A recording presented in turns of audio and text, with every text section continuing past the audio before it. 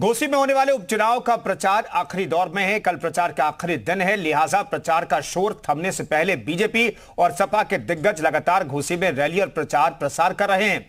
शुक्रवार को सीएम योगी भी घोसी पहुंचे। यहां उन्होंने बीजेपी प्रत्याशी दारा सिंह चौहान के समर्थन में वोट मांगे। साथ ही सीएम ने समाजवादी पार्टी पर हमला बोला। सीएम ने कहा कि पहले मऊ में दंगे होते थे जिसमें यादव और दलित भी मारे जाते थे, लेकिन सपा को फर्क नहीं पड़ता था। सीएम ने आगे कहा, अब मऊ क्या पूरा यूपी दंगा मुक्त हो चुका है। सीएम के माफियावाद के सहारे सपा पर निशाना सीएम ने साधा और कहा कि सपा सरकार में चमकने वाला माफिया अब व्हीलचेयर पर है। कहा किसके जिक्र कर रहे थे आप समझ गए होंगे। सीएम योगी ने सपा का माफियावाद की हितैषी बताया। शिवपाल यादव ने बीजेपी को मुस्लिम विरोधी करार दिया।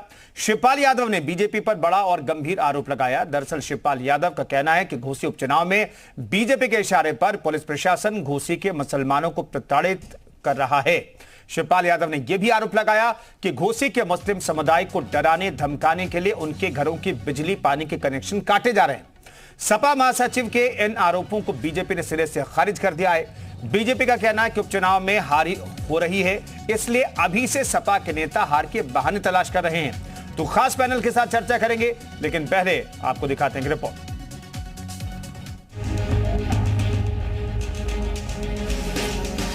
घोसी विधानसभा उपचुनाव के लिए एनडीए और इंडिया में जंग जारी है।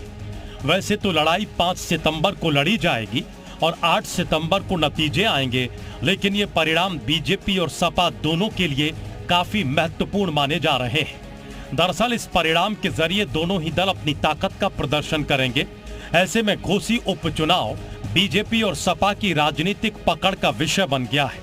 इसलिए दोनों ही दलों ने योद्धाओं को उतारने के अलावा जीत के लिए जान की बाजी लगा दी है। एक दूसरे पर तीखे हमले शुरू कर दिए हैं। शनिवार को सीएम योगी ने खुद घोसी पहुंचकर मोर्चा संभाला।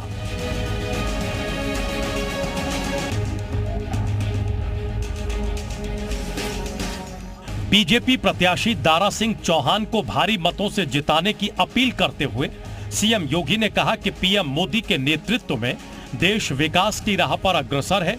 भारत विश्व शक्ति बनने की राह पर है। एक तरफ जहां पीएम मोदी सबका साथ सबका विकास की बात करते हैं, वहीं दूसरी तरफ देश के साथ गद्दारी करने वाले दगाबाज लोग देश में अव्यवस्था फैलाने के काम कर रहे हैं। आपके घोसी से वाराणसी और घोसी से गोरखपुर की रोड 4 लेन में बनाने का काम कर दिया गया।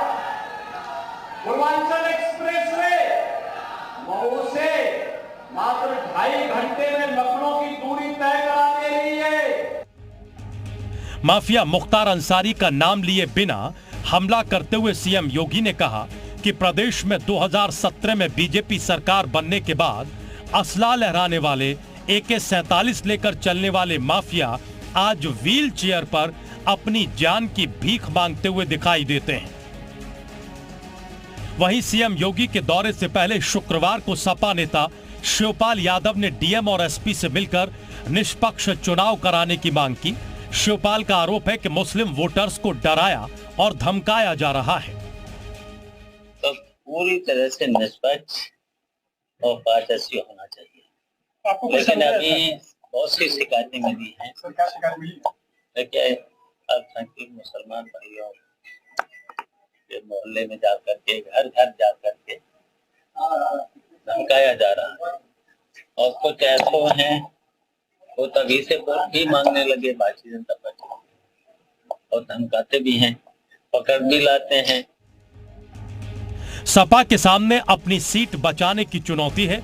वहीं बीजेपी दारा के सहारे घोसी की जंग जीतना चाहती है।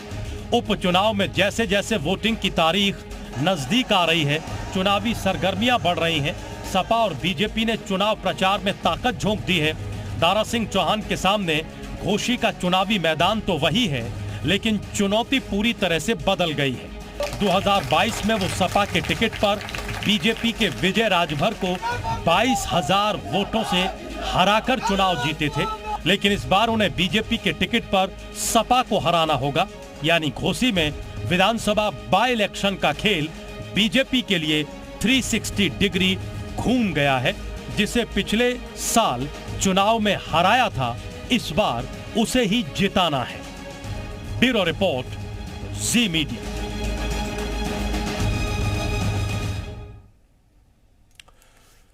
तो मुस्लिमों को भड़काने की कोशिश हो रही है और भड़का करके, डरा करके अपने पाले में लाने की क्या कोशिश हो रही है, इस सवाल का जवाब मिलना बहुत जरूरी है। इसलिए बहुत बड़ा पैनल हमारे साथ मौजूद है। एहसन सिंह बीजेपी प्रवक्ता हमारे साथ मौजूद हैं, तारिक खान प्रवक्ता समाजवादी पार्टी के मौजूद हैं, इजहार अली प्रवक्ता एसबीएसपी के जुड़ेंगे, मोहम्मद फरहान प्रवक्ता एआईएमआईएम के मौजूद हैं, रुद्र प्रताप दुबे राजनीतिक विश्लेषक हमारे साथ मौजूद हैं।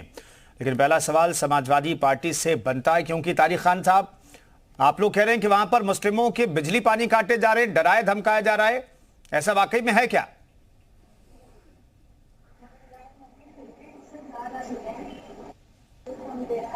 इसी तरीके का काम किया गया था जो सरकारी अधिकारी हैं वो फॉलो कर रहे थे। मैंने रामपुर चुनाव कैंपेन किया है, वो फॉलो कर रहे थे समाजवादी कार्यकर्ताओं को। जहां पर समाजवादी कार्यकर्ता पहुंचते थे वहां से पीछे सरकारी अमला पहुंच जाता था। सरकारी अमले में कई विभाग आते हैं, जिसमें नगर निगम भी आता है, बिजली भी आता है और भी कई विभाग आते हैं। मैं ये कह रहा हूं कि आप सरकारी तंत्रों का बेवजह इस्तेमाल कर चुनाव अगर जीतना चाहते हैं तो हम उस तरीके से भी मुकाबला करने के लिए तैयार हैं। और जो बात शिवपाल साहब ने कही है वो 100% सही कही है, क्योंकि आपको पता है कि वहां पर बीएसपी का कैंडिडेट इस बार नहीं है और वही वोट स्विंग हो रहा है समाजवादी पार्टी में। जब ये वहां पर कैंप कर रहे हैं तो इनको लगातार ये बात पता चलती जा रही है। जो शिवपाल साहब ने कहा है वो एकदम सही कहा है। आपने माइनॉरिटी डिपार्टमेंट का सेंट्रल गवर्नमेंट ने 40% बजट कम कर दिया। क्यों? क्या गडकरी साहब के विभाग का बजट कम करके डेवलपमेंट रोडों का किया जा सकता है? आप बात पसमानदा मुसलमान की करेंगे। और तारिक खान साहब, आपकी आवाज में थोड़ी प्रॉब्लम है, हम ठीक कराते हैं, फिर वापस लौटते हैं आपके पास। सिंह साहब हमारे साथ मौजूद हैं। सिंह साहब, अब ये आरोप लग रहा है, अब नहीं है, बार बार ये आरोप लगते हैं। वैसे तो चुनाव जब भी आता है तो ये आरोप लगता है कि स्थानीय प्रशासन जो है आप लोगों के साथ मिला हुआ है, आप लोगों के लिए काम करता है। एक बार फिर से घोसी उपचुनाव में एक सीट पर जो चुनाव हो रहा है उसमें भी आप लोगों के पक्ष में प्रशासन काम कर रहा है। देखिए कुंदन जी, एक तो पहले ये पूछना पड़ेगा कि शिवपाल जी की स्क्रिप्ट इस समय लिख कौन रहा है, चूंकि अखिलेश यादव जी अलग अलग समय पे बताते हैं कि अलग अलग लोग स्क्रिप्ट लिखते हैं। दूसरी बात कहेंगे, भारतीय जनता पार्टी जहां सबका साथ सबके विकास के नारे को बुलंद कर रही है, 140 करोड़ भारतीयों के आशीर्वाद से वो चांद और सूर्य पे भारत के तिरंगे को फहराने की बात कर रही है, अभी भी हिंदू मुसलमान में अटके हुए हैं। 2 दिन पहले देखेंगे इनके एक नेता जाते हैं, कहते हैं हिंदू धर्म ही नहीं होता है। अरे भैया, भारतीय जनता पार्टी का बहुत सुंदर नारा है, सबका साथ सबका विकास। और नारा ही नहीं, हम करके दिखाएं। हम आवास, बिजली, पानी, सड़क सुरक्षा, शिक्षा, स्वास्थ्य की जो भी योजनाएं लेकर आए उसमें सबको सहभागी बनाए। और इसी नाते मुस्लिमों की बिजली काट दे रहे हैं साहब, जनता पार्टी प्रशासन मुस्लिमों की बिजली काट दे रहा है। लेकिन सहारनपुर से, आजमगढ़ से, रामपुर से भारतीय जनता पार्टी को मुसलमानों ने जिताया। क्या है, भारतीय जनता पार्टी के कालखंड में जो मुस्लिम भाई हैं वो मुस्लिम भाई नहीं है जिनको दबा के रखा जाता था, वोट बैंक समझा जाता।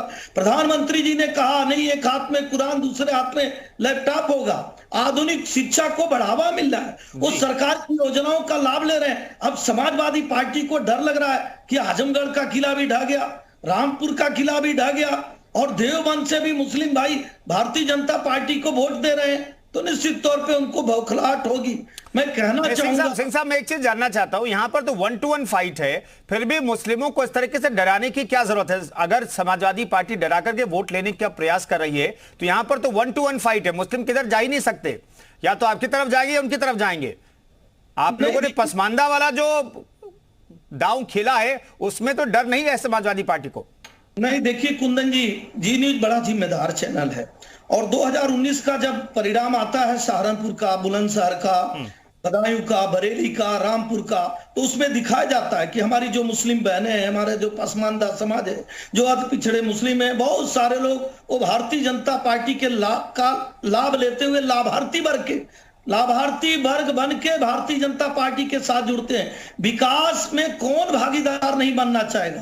कौन ऐसा होगा जो नहीं चाहेगा कि हम विकास में भागीदार बने?